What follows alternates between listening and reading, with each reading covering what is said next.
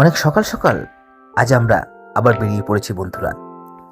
তো হ্যালো বন্ধুরা, সকলে আশা করছি ভীষণ ভালো আছেন। এখন আমি যে জায়গায় দাঁড়িয়ে আছি, এই জায়গাটি অনেকে চিনতে পারছেন, আবার অনেকে চিনতে পারছেন না। এই জায়গাটি হলো আমাদের মুর্শিদাবাদের কাশিম বাজারের বিষ্ণুপুর কালীবাড়ি। এই কালীবাড়িতে আমরা সকাল সকাল চলে এসেছি। ঘড়িতে এখন সকাল 8টা বাজে। পুজো এখনো স্টার্ট হয়নি। আমরা পুজোর ভোগ টোগ নিয়ে মন্দিরে আমাদের অরূপদা বসে আছেন, আর আমি বাইরে একটু আশেপাশটি ঘুরে বেড়াচ্ছি। দেখুন, ওই দূরে বক দেখা যাচ্ছে, বকটি দেখুন বসে আছে। কি অপরূপ দৃশ্য! এই ঝিলটির জলটি একদম কালো। কাশিমবাজারের বিষ্ণুপুর কালীবাড়ির মা এখানে করুণাময়ী মা হিসাবে পূজিত হন। এই কালীবাড়িতে প্রতি বছর পৌষ মাস জুড়ে টানা 1 মাস মেলা হয়, যেহেতু এটি মায়ের আবির্ভাবের মাস। এই কাশিমবাজার কালীবাড়ির অনেক ইতিহাস রয়েছে। চলুন সেই কাহিনীটি আপনাদের একটু সংক্ষেপে শোনাই। নবাব সরফরাজ খানের আমলে কাজের সন্ধানে মহারাষ্ট্র থেকে বাংলায় আসেন এক ব্রাহ্মণ। তার নাম ছিল কৃষ্ণনন্দ হোতা। কিছুদিন পরে কাশিমবাজারে নবাবের অধীনে তিনি কাজ পান। কৃষ্ণনন্দ হোতা খুব ধার্মিক মানুষ ছিলেন। 60 বছর বয়স পর্যন্ত তার কোনো সন্তান হয়নি।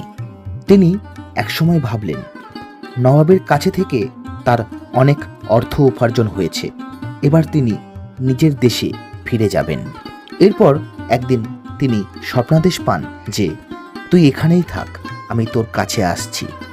1 বছর পর তার কন্যা সন্তান হয়। তার নাম রাখেন করুণাময়ী। করুণাময়ী দিনে দিনে বড় হতে থাকে।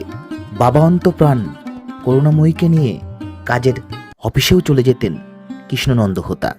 কেউ কাউকে ছাড়া থাকতে পারেন না। সেই সময়ে এই বিষ্ণুপুর ছিল মহাশ্মশান জঙ্গলাকীর্ণ। কৃষ্ণনন্দ হোতার বাড়ি ছিল বহরমপুরের সয়দাবাদে। প্রতিদিন অফিস থেকে ফেরার আগে এই বিষ্ণুপুর মহাশ্মশানে বটবৃক্ষের তলায় ধ্যান করতেন, আর মেয়ে করুণাময়ী সেই সময় তার সামনেই খেলা করে বেড়াতো। একদিন অফিস শেষ করে বিষ্ণুপুরে এসে তার মনে পড়েছে তিনি অফিসে কোনো জরুরি কাজ ফেলে রেখে এসেছেন, তাই তাকে কাশিমবাজার যেতে হবে। কিন্তু কন্যা করুণাময়ী তার সঙ্গে আর যেতে রাজি হয়নি। সেই সময় তিনি দেখতে পায় রাস্তা দিয়ে তার এক পরিচিত শাঁখারি যাচ্ছেন। তাকে ডেকে কৃষ্ণনন্দ বলেন তার কন্যাকে যেন তিনি বাড়িতে একটু পৌঁছে দেন। শাঁখারি তার কন্যাকে নিয়ে চলেছেন। পারাপার ঘাটের কাছে আসতেই করুণাময়ী হাতছানি দিয়ে পারাপারের ঘাটে নেমে পড়েন এবং জলের উপরে তিনি বসে পড়েন। অনেক ডাকাডাকি করেও করুণাময়ী আর আসেনি। করুণাময়ী বলেন ওই শাঁখারিকে তার হাতে যেন শাখা পরিয়ে দেয়া হয়। তখন শাঁখারি জলে নেমে তাকে শাখা পরিয়ে দেয়। তখন করুণাময়ী শাঁখারিকে বলেন, আমি এখানেই থাকব, তুমি বাড়ি ফিরে গিয়ে আমার মাকে বলবে লক্ষ্মী ঠাকুরের পাশে 5টি মোহর আছে, তোমাকে যেন একটি দিয়ে দেয়। মা জলে নিমজ্জিত হয়ে গেলে শাঁখারি বাড়ি ফিরে এলেন। এদিকে কৃষ্ণনন্দ হোতা কন্যা শোকে নবাবের চাকুরিতে ইস্তফা দিয়ে বিষ্ণুপুর মহাশ্মশানে ধ্যানস্থ হন। এখানেই তিনি মায়ের দর্শন পান গাছের কুঠরিতে। তারপর থেকে এখানেই মায়ের প্রতিষ্ঠা হয়।